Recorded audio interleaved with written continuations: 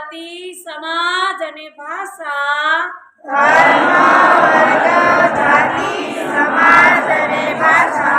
અથવા અન્ય પ્રલોભનથી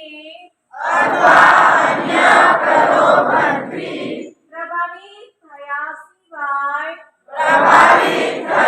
સિવાય દરેક ચૂંટણીમાં અમારા મતાધિકારનો